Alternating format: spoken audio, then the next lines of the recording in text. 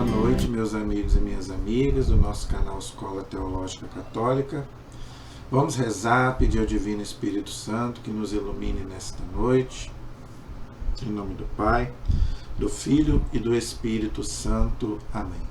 Vinde, Espírito Santo, enchei os corações dos vossos fiéis, acendei neles o fogo do vosso amor.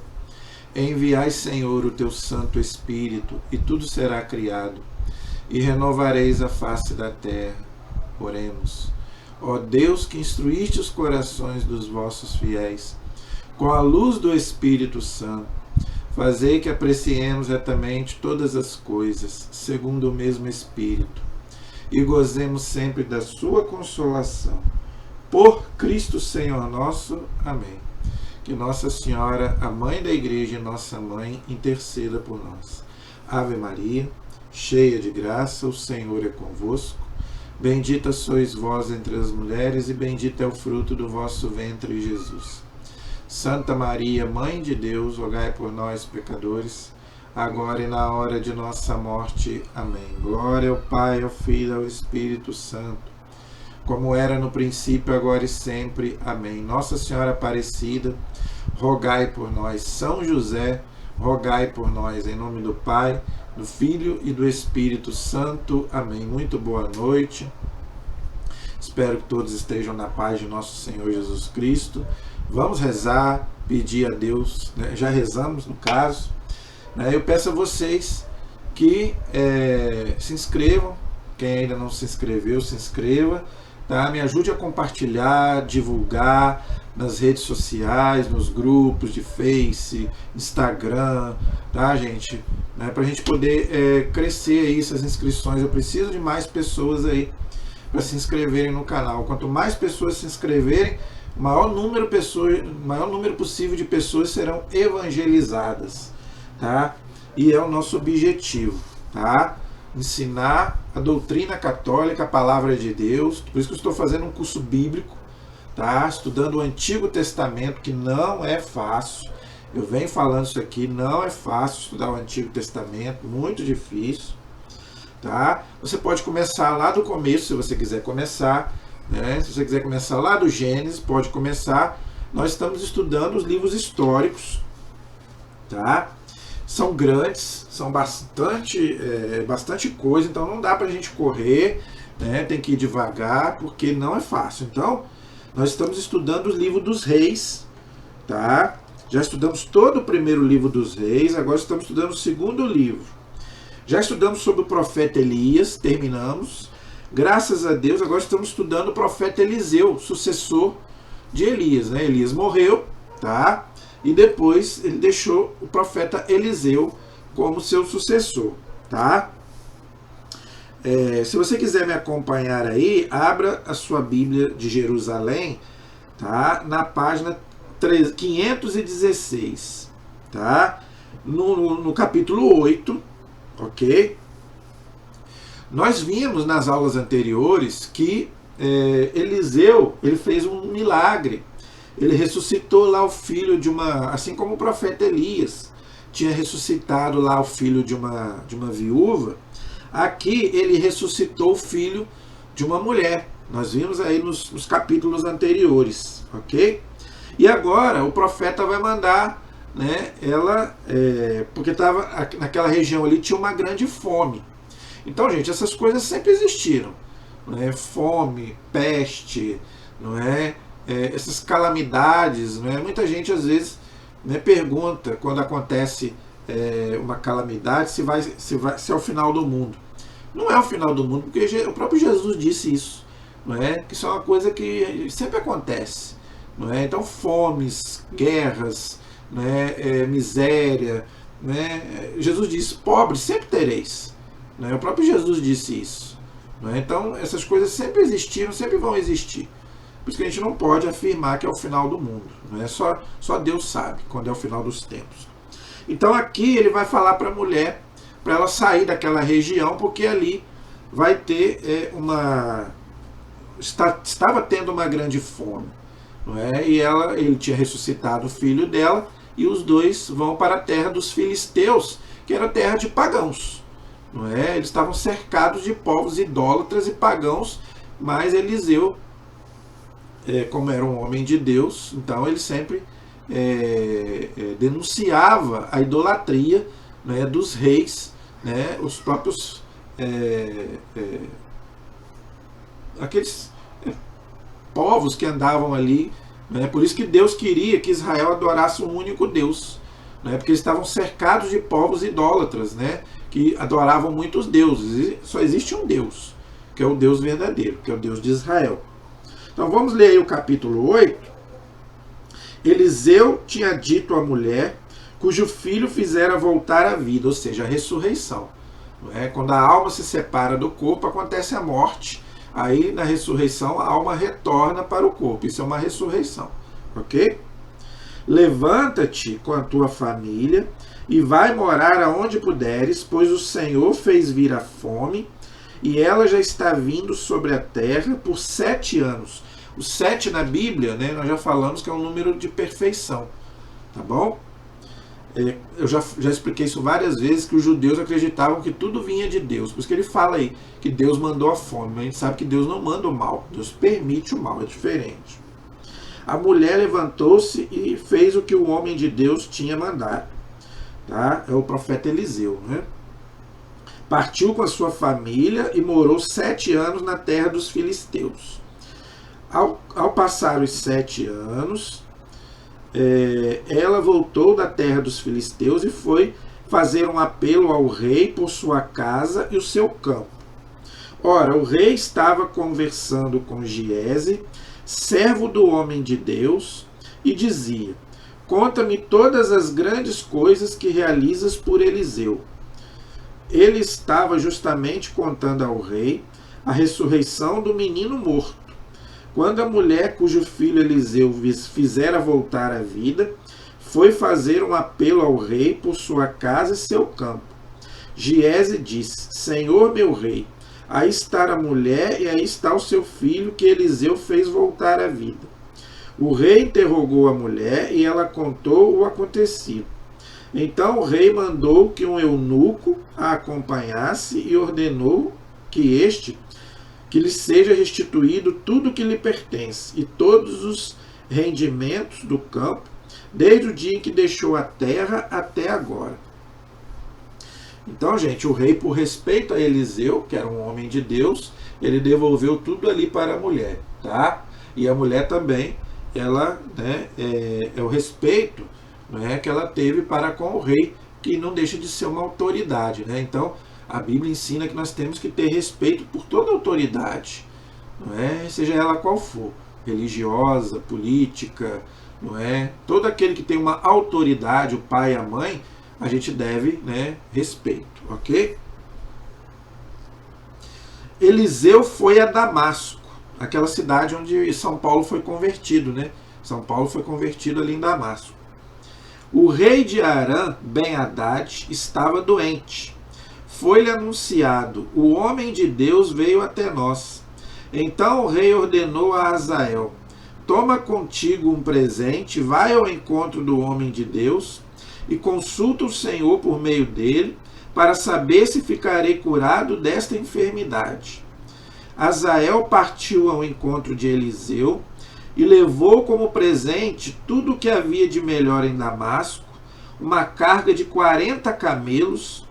Veio, pois, à presença dele e disse-lhe: teu filho Ben-Hadad, rei de Arã, mandou-me para perguntar-te: ficarei curado desta enfermidade?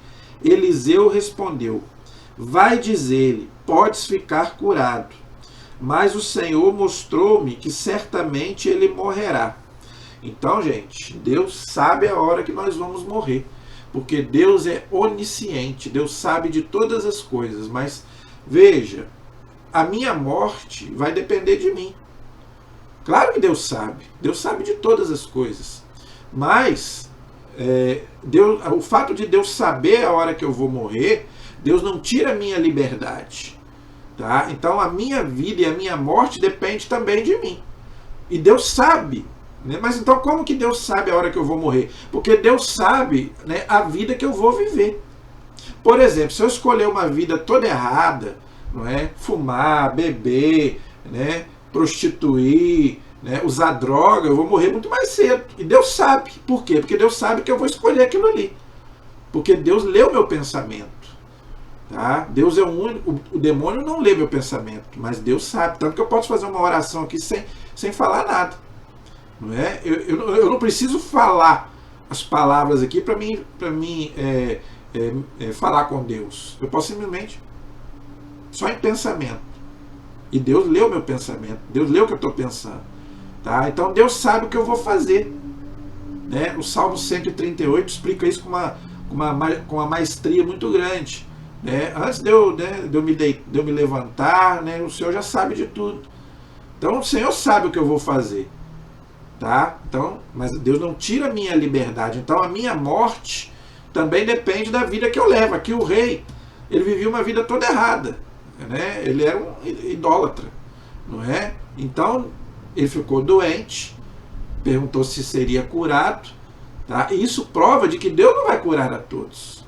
Deus falou para ele, você vai ficar curado, mas você vai morrer. Tá? Então, gente, isso é uma prova de que Deus não vai curar a todos. Muitas vezes a gente tem uma enfermidade e Deus não nos cura. Não é? E tem gente que às vezes fica com raiva de Deus por causa disso. Né? Eu cito muito aqui São Paulo. São Paulo era um homem de Deus, ele tinha um espinho na carne que o Senhor não curou. Está lá na segunda carta aos Coríntios, capítulo 12, versículo 7. 3 vezes São Paulo diz que pediu a Deus para ser curado e não foi. Então, gente, não é mentira esse negócio de que, né, todo mundo vai ser curado, não. Nem todos serão curados. Tá? Se fosse assim, ninguém morria. Não é verdade? Mas o mais importante é o quê? A gente está na presença de Deus. Mais importante do que curar o corpo é curar a alma. Não é? Mesmo que a gente não seja curado do corpo, mas o mais importante é curar a alma. Não é? Porque para que a gente não vá para o inferno. Não é? Então aí o profeta Eliseu falou que ele seria curado, mas ele morreria. Depois, a expressão do seu rosto ficou imóvel, ele os fixou longamente, e o homem de Deus se pôs a chorar. Azael disse, por que meu senhor está chorando? Eliseu respondeu, porque sei o mal que farás aos israelitas, incendiarás as suas fortalezas, passarás ao fio da espada os seus jovens, esmagarás as suas crianças, rasgarás o ventre das mulheres grávidas. Olha só, tá vendo? Então, gente, o profeta, ele tinha o dom da visão. Ele sabia tudo o que ia acontecer. Tá? Isso aí São Paulo explica muito bem lá na carta aos Coríntios. Não é? Tem gente que tem o dom da visão, tem gente da revelação, não é? Dom de visão, dom de cura. Não é? Não são todos que têm esse dom. Tá? Mas alguns Deus dá esse dom.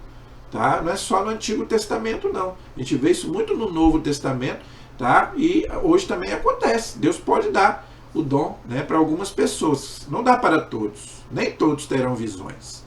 Não é? Mas alguns, não é? Agora, Deus não vai também usar, entre aspas, eu não gosto muito dessa palavra, mas Deus não vai usar também qualquer pessoa também. Tem que ser uma pessoa que vive, não é? Na presença de Deus. Não é verdade? Deus não vai usar aquele que vive no pecado para dar um dom de visão, de revelação, não é? Então tem que ser uma pessoa realmente, né? Geralmente, por exemplo, quando Nossa Senhora aparece, ela aparece para uma pessoa, não é? Que vive a vida cristã, não é? E depois é até canonizado. Você pode ver que todos aqueles que Nossa Senhora aparece depois são canonizados, não é? Então são pessoas que realmente vivem a fé, tá? Então não é qualquer pessoa, tá? Azael disse, mas que é teu servo? Como este cão poderia realizar esta grande façanha? Eliseu respondeu, o Senhor mostrou-me numa visão que serás rei de Arã. Então o rei vai morrer e ele vai assumir no lugar do rei. Azael deixou Eliseu e voltou para junto do seu amo, na qual lhe perguntou, que te disse Eliseu? Disse-me que poderás sarar. Respondeu ele. No dia seguinte, ele pegou uma coberta, mergulhou na água e estendeu-a sobre o seu rosto, de modo que Ben-Hadad morreu e Azael reinou em seu lugar. Então, aquilo que Deus havia dito pela boca do profeta Eliseu acabou acontecendo. Né? O rei acabou morrendo e o servo dele acabou reinando em seu lugar. Né? Isso prova, gente, que Deus vê tudo. Tá? Tanto as coisas boas quanto as coisas más. Nada escapa, né, do olhar de Deus. Deus vê tudo. Deus é onipresente, onisciente e onipotente. Tá? Então não adianta a gente esconder nada de Deus. Eu gosto sempre de falar isso em relação à confissão. Não é? Tem muito católico que não gosta de confessar, porque não é? Eu vou contar os meus pecados para o padre, né? Mas o padre não está vendo você pecar, mas Deus está. Então, se você não confessar para o padre, depois você vai ter que confessar diretamente com Deus. Aí vai ser muito pior. Não é? Confessar com um anjo seria muito pior, porque o anjo não tem pecado. Então, o padre, como pecador, ele vai te entender. Agora, e Deus? Deus está vendo tudo, gente. Tudo que a gente faz, Deus está vendo. Seja de bom, seja de mal. Nada escapa de Deus. Não é? Então, não adianta você ter vergonha do padre, porque de Deus ninguém escapa. Não é? E se você não confessa, a igreja ensina que se você não confessar aqui, nós vamos ter que confessar no juízo final diante de todo mundo. Né? Diante de todo mundo. Vai aparecer o nosso pecado. Aí imagine. Não é? Aí vai ser muito pior. Então é preferível a gente se confessar de uma vez como sacerdote. E ali Deus vai perdoar e não vai aparecer no juízo final. Tá? Mas Deus sabe de todas as coisas.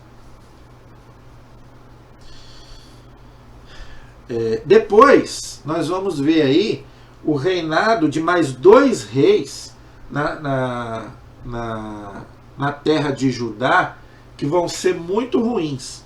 Tá? Estou acompanhando aí, tá? Reinado do rei Jorão em Judá. Tá? No 5º ano de Jorão, tá? Filho de Acabe, aquele rei terrível que nós vimos lá atrás, não é? Rei de Israel, sendo Josafá rei de Judá. Josafá era um rei temente a Deus, mas Acabe não. Jorão, filho de Josafá, tornou-se rei de Judá.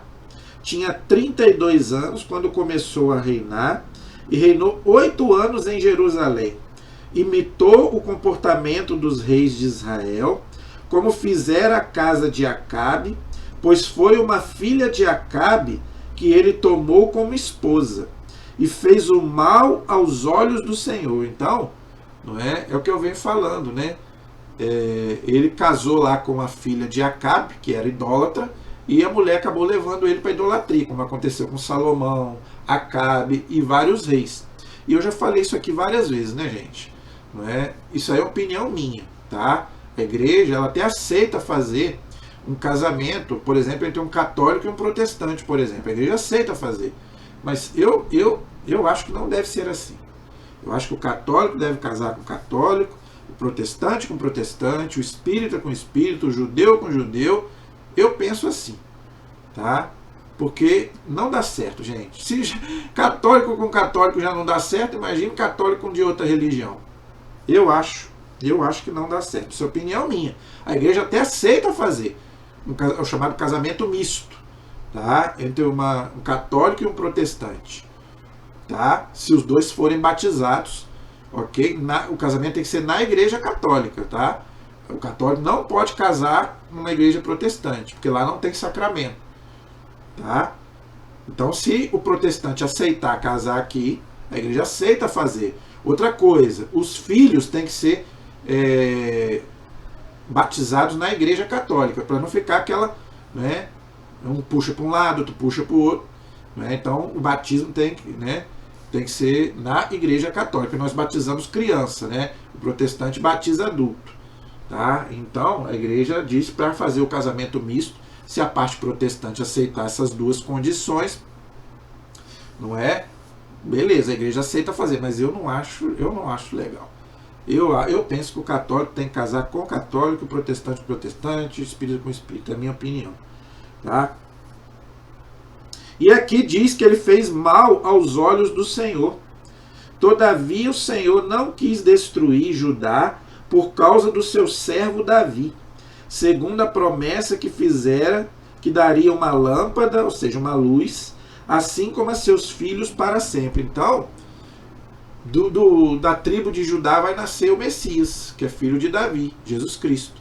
Por isso que Deus não vai destruir a tribo de Judá, ok? Em atenção a Davi, que era fiel a Deus. Isso prova, gente, que o pecado não passa de pai para filho. Né? O pai dele era um rei bom, Josafá era um rei temente a Deus, mas o filho dele acabou indo para o lado errado. Isso prova de que pecado não passa de pai para filho. Cada um responde pelo seu pecado, ok? No seu tempo, Edom libertou-se do domínio de Judá e constituiu um rei para si.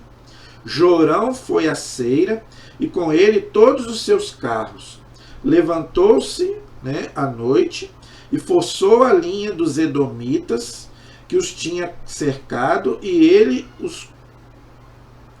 e os seus companheiros dos carros. O povo fugiu para suas tendas. Assim, Edom se livrou do domínio de Judá até o dia de hoje. Libna também se revoltou naquele tempo. Aí aqui, o resto da história de Jorão, aí como todo o final eu vou pular, tá? João adormeceu com seus pais. Adormeceu quer dizer morreu, e foi sepultado na cidade de Davi, ou seja, Jerusalém. E o seu filho Ocosias reinou em seu lugar. E o filho dele também fez a mesma coisa, tá?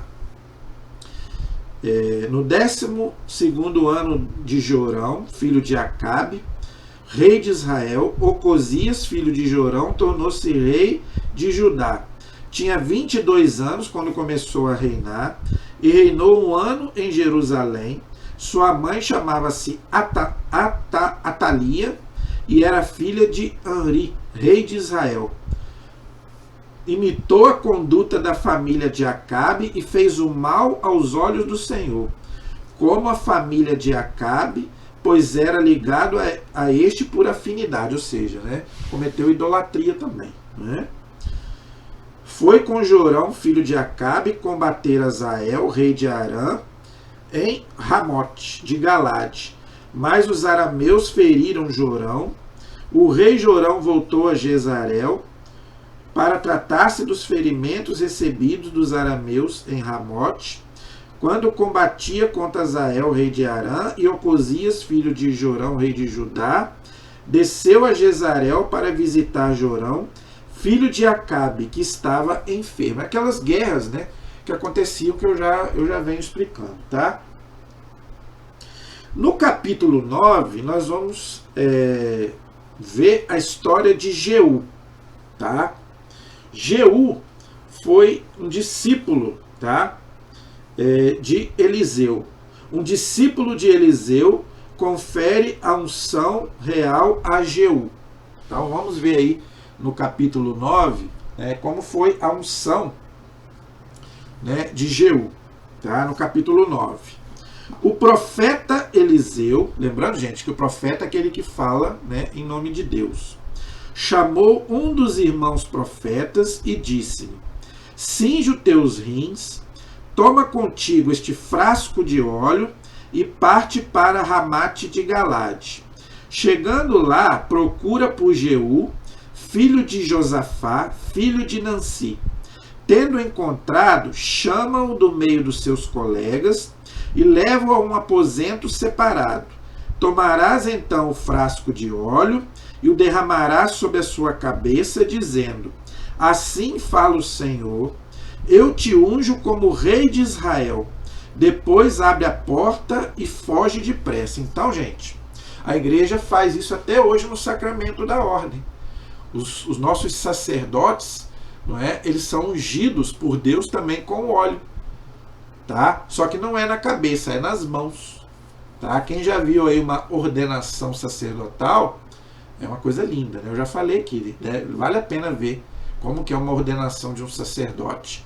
Então, ele é ungido, o óleo nas mãos, tá? Bota-se um pano ali nas mãos dele, e ali, ele é ungido pelo bispo. O bispo unge as mãos do sacerdote, para que ele celebre o que? Os sacramentos, tá? Qual é a função do sacerdote, gente? Por isso que eu falo, né? O padre, se ele soubesse o que ele é, tá? E nós também, nós respeitaríamos muito mais os sacerdotes. Então, eles são ungidos por Deus. Então, para que o padre é ungido? As mãos dele são ungidas. Primeiro, tá? Para celebrar os sacramentos, todos os 7 sacramentos. Tá? Fazer a consagração na missa, né? Na hora da confissão, né? E todos os outros sacramentos. A unção dos enfermos, todos. Para abençoar o povo. Por isso que o padre lá dá a bênção, né? O padre pode abençoar carro, o padre pode abençoar objeto, não é? O diácono também, diácono, padre, bispo. O leigo não pode. Tem gente que pergunta.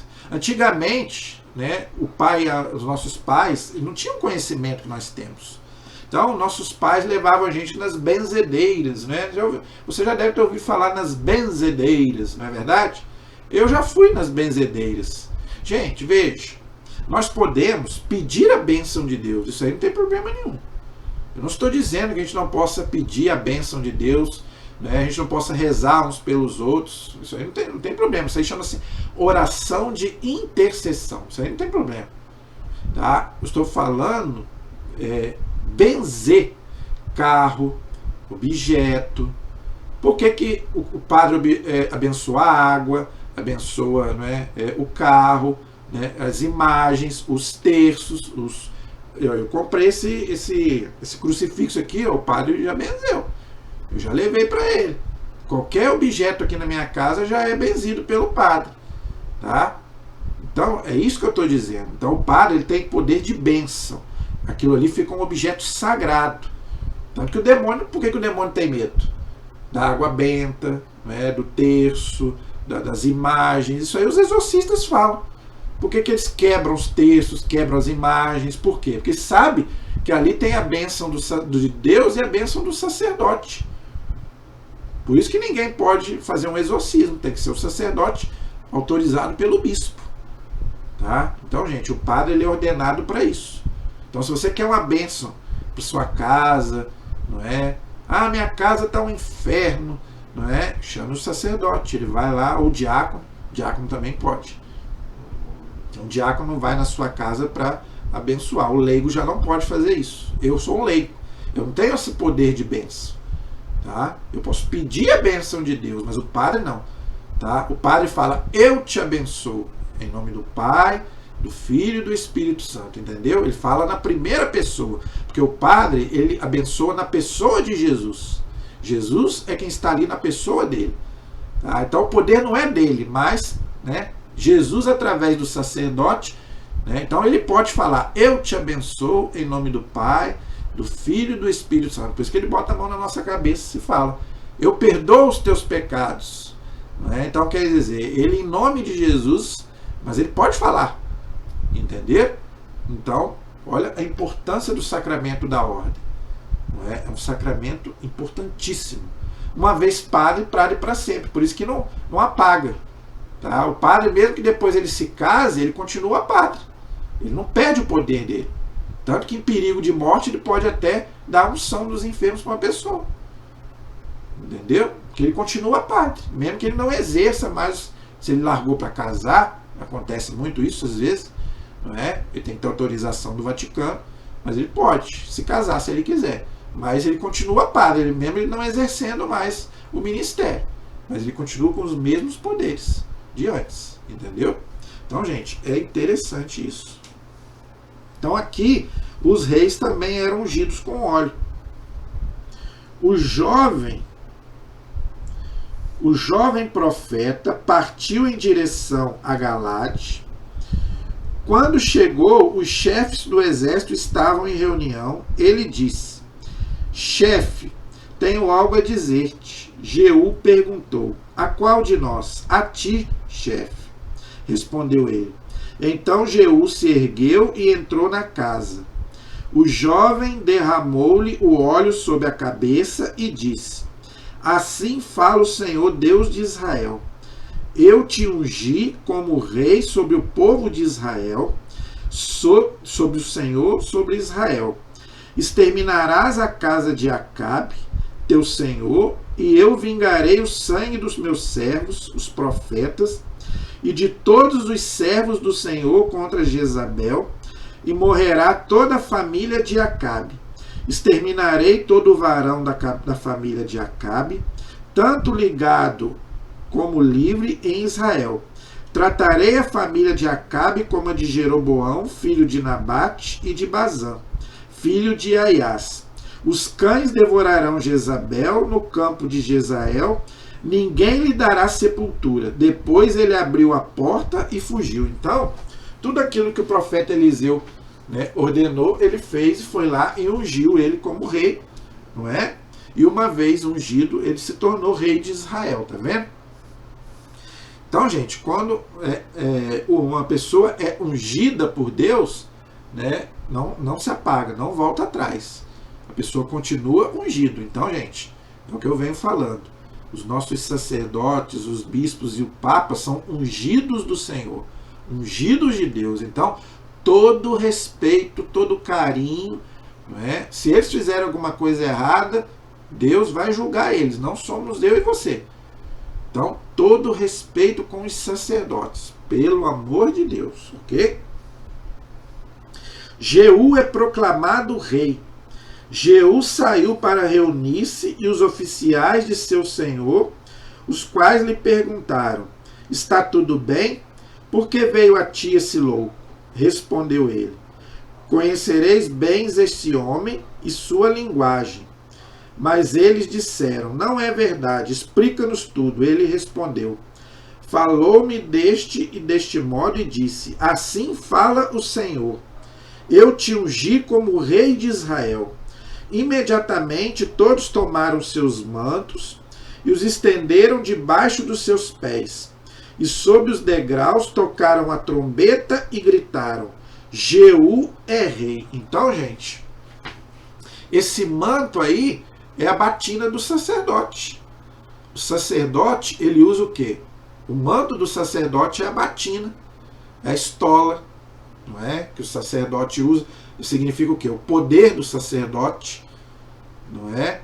Então, ele usa também, né, o cilício, não é? Então, gente, o sacerdote, ele tem que estar todo paramentado para celebrar os sacramentos. O sacerdote não pode celebrar missas de qualquer jeito, não é? Então, não é só a missa não, todos os sacramentos o sacerdote tem que estar paramentado. Por quê? Para a gente discernir que ele é um sacerdote, tá?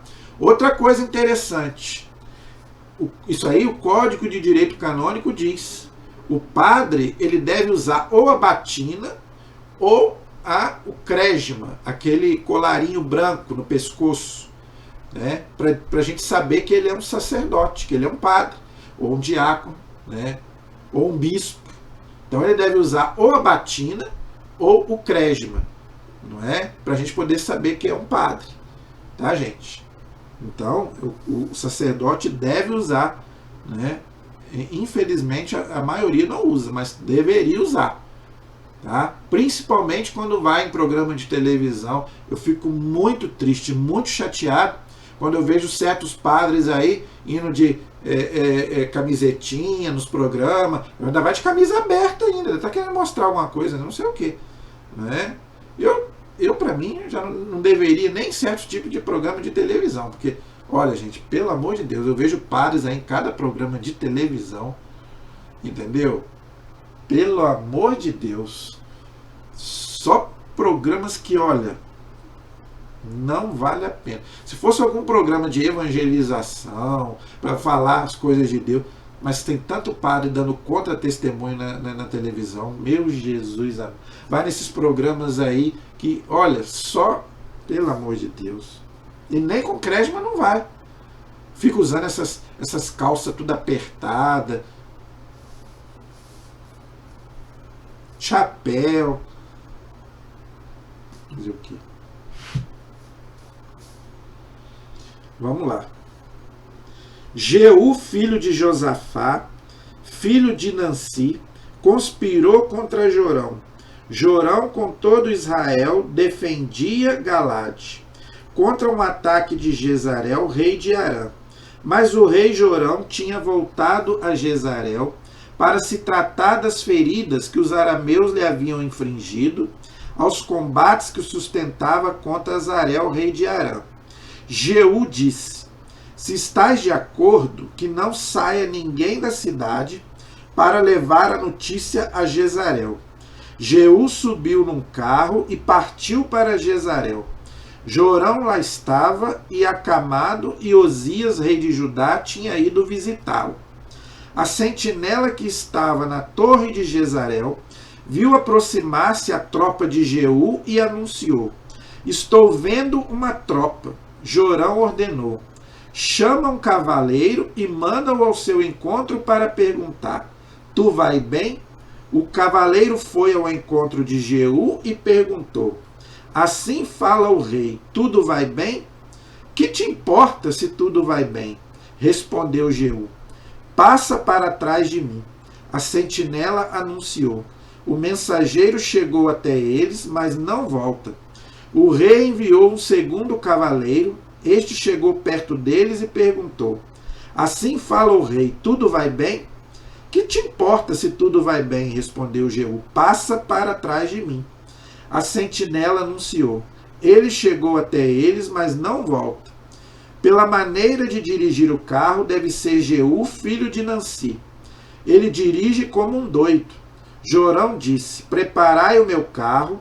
O carro foi preparado, e Jorão, rei de Israel, e Ocosias, rei de Judá, partiram, cada qual no seu carro, ao encontro de Jeú. Alcançaram-no no campo de Nabote de Jezreel, aquela vinha que o rei Acabe lá roubou do coitado do Nabote, para ficar com a vinha dele, né? A mulher dele, né, mandou matar ele para ficar com a vinha dele. Vendo Jeú, Jorão perguntou: vai tudo bem, Jeú? Este respondeu: como pode ir tudo bem se perduram as prostituições de tua mãe Jezabel e suas inúmeras magias? Olha só, tá vendo? Tá vendo, gente, como que essas coisas são proibidas? Tá? Então, gente, prostituição, magia, tá? Todas essas coisas Deus proíbe. Tá? A prostituição, por quê? Porque fere o nosso corpo. O nosso corpo é templo do Espírito Santo. São Paulo diz bem claro: quem destruir o seu corpo, né, Deus o destruirá, porque o nosso corpo é sagrado. Tá? Então, por isso que Deus é contra a prostituição. E é contra a magia, seja ela qual for. Esse negócio de magia branca, magia negra, nada disso. Deus não quer nada disso, gente. Tudo isso é contrário à nossa fé. Adivinhação, magia, está lá no livro do Deuteronômio, eu já li aqui. Muita coisa que Deus proíbe, as pessoas fazem hoje. Procura essas coisas. Não é? Fazer esse tipo de coisa, gente. A gente não deve procurar nada disso. Então Jorão virou seu carro e fugiu, bradando a Ocosias: traição, Ocosias. Mas Jeú já tinha retesado seu arco e atingiu Jorão entre as espáduas. A flecha atingiu o coração do rei, que tombou dentro do carro. Jeú ordenou a Badacer, seu escudeiro: tira-o e lança-o no campo de Nabote de Jezreel. Lembra-te, quando nós dois estávamos num carro seguindo Acabe, seu pai, o Senhor pronunciou contra ele esta sentença: dou a minha palavra, vi ontem o sangue de Nabote e o de seus filhos, oráculo do Senhor. Neste campo eu te retribuirei, oráculo do Senhor. Tirai-o, pois, e joga-o no campo, conforme a palavra do Senhor. Então, gente, o pecado é o que eu venho falando. O pecado, ele traz consequência.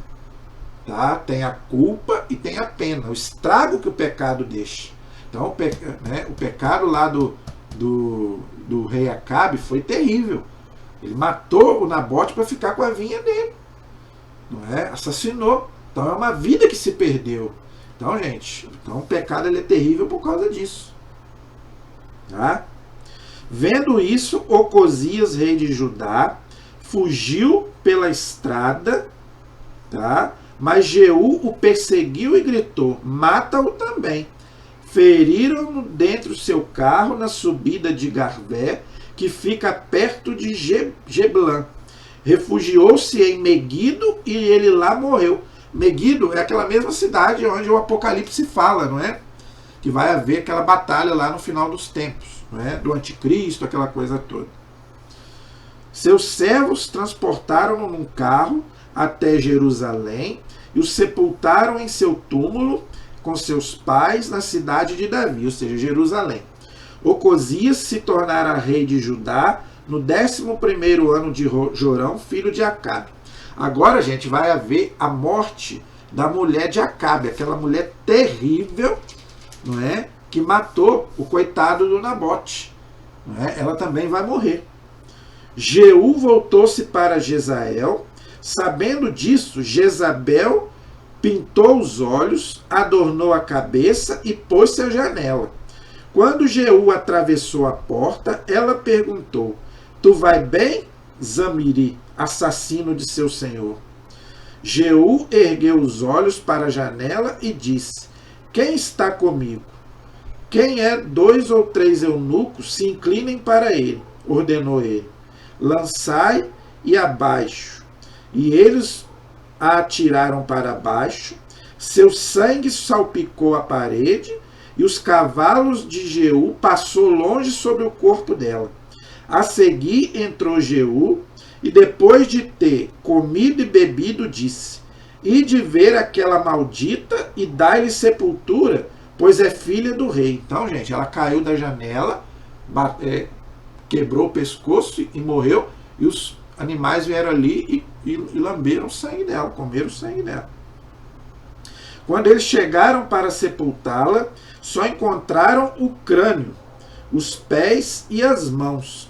Voltaram para contar isso a Jeú, que disse: esta foi a palavra do Senhor que pronunciou por intermédio do seu servo Elias, o profeta Elias, né? No campo de Jezarel, os cães devorarão a carne de Jezabel, e o cadáver de Jezabel será como esterco espalhado no campo, ao campo de Jezarel, de modo que não se poderá dizer: esta é Jezabel. Então, gente, a morte dela foi terrível. Então, quando a gente faz o mal, a gente infelizmente acarreta pra gente o mal. Tá? Então, gente, a gente tem que evitar muito fazer o mal, tá? Porque o pecado, ele realmente atrai, né, só coisa ruim pra gente e para o mundo de uma forma geral, não é? Então, gente, por mais que a gente se arrependa, mas ainda fica a pena, né? O pecado o estrago que o pecado deixou. E a gente tem que pagar. Se a gente não pagar aqui, a gente paga depois no purgatório, é o que eu já venho falando. Então, a Jezabel teve uma morte terrível. Tá? E essas matanças, gente, que acontecem, é coisa do Antigo Testamento mesmo. É olho por olho, dente por dente. Tá? Nós ainda não estamos no Novo Testamento, onde Deus manda amar os inimigos. Tá? Então, isso era assim mesmo. Então, a gente tem que buscar mesmo estar na presença de Deus, estar sempre, né, na presença do Senhor, para que, não é, vamos dizer assim, a gente tenha uma boa morte, uma santa morte, né? Então a igreja nos ensina que a gente deve pedir a Deus, não é, a Nossa Senhora, a São José, para que a gente tenha também uma boa morte, não é? Quantos aí morrem que às vezes a família não pode nem ver, não pode nem abrir o caixão, não é? Então a gente deve pedir também, por isso que a gente reza na Ave Maria, né? Agora e na hora da nossa morte. E a igreja ensina também que São José é o padroeiro da boa morte. Por quê? Porque, segundo a tradição, isso não está na Bíblia, mas está na tradição da igreja, que São José morreu nos braços de Jesus. Tá? Então, São José é o padroeiro da boa morte. Então vamos pedir a intercessão de Nossa Senhora e de São José, para que, né, quando o Senhor nos chamar, que a gente possa ter uma santa morte, uma boa morte. Eu acho tão bonito quando eu ouço falar: fulano dormiu, né? Repara para você ver, os santos foi assim. A maioria dos santos foi assim, a não ser aqueles que foram mortos, né?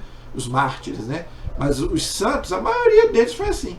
Deita para dormir serenamente, ali Deus leva, não é? própria Nossa Senhora foi assim, ela dormiu. Como é que foi a morte de Nossa Senhora? Nós celebramos todo dia 15 de agosto, a dormição de Nossa Senhora, a Assunção. Ela dormiu e ali Jesus a levou, não é, para Deus. Então, gente, né, que Deus possa nos dar uma boa morte. Até Padre Léo falava sobre isso. Até para morrer a gente tem que saber morrer, né? Que a gente saiba viver, né? Que a gente possa. Dom Henrique também falava muito isso. Ele dizia que pedia muito a Deus para que ele pudesse, né, saber morrer, que a gente possa viver bem para poder morrer bem, não é? A nossa proteção está no nome do Senhor, que fez o céu e fez a terra. Estivemos e permaneceremos unidos em nome do Pai, do Filho e do Espírito Santo. Amém. Até o próximo vídeo, se Deus quiser. Deus abençoe a todos.